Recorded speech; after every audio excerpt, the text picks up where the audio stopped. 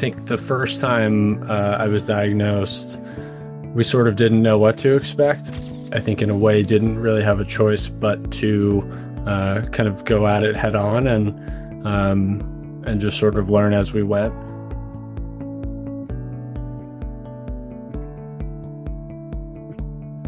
I think doing chemo infusions to start out was actually not that difficult physically for me, but it got a lot harder over time. And by my last infusion was physically pretty taxing. I think the second time around with my treatment, it was definitely a little bit easier doing the oral chemo and not having to go in for infusions. But I guess similarly, we sort of didn't know what to expect and tried to ask a lot of questions of my doctors and nurses and, sort of get the best sense that we could. But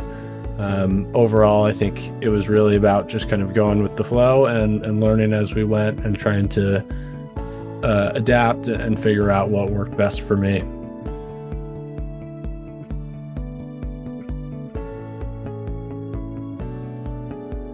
I think for me and for my family, we have felt very fortunate to be so close to Boston and to be connected with Mass General and all of the doctors and nurses and everybody that I have seen there, because we know that we're getting the best information and the doctors that I'm seeing are some of the best in the country and in the world. And we've never had to sort of second guess or question a decision that one of my doctors has made, which I think has made the whole process a lot easier, just having confidence in their abilities and knowing that, we are in the best hands possible and are sort of getting the best treatment we possibly could. It's definitely sort of daunting at first, trying to think long term,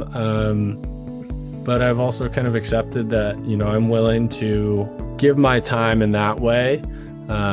for all of the benefits that I've gotten. Right, it's sort of a blessing that the stem cell transplant hopefully will extend my life for a long time, and I'm sort of willing to take that in exchange for giving up, some of my time for appointments and monitoring and things like that. It's always a good feeling knowing that you've done something positive for other people. But I think especially when I was going through my treatment and sort of at the beginning of our fundraising effort,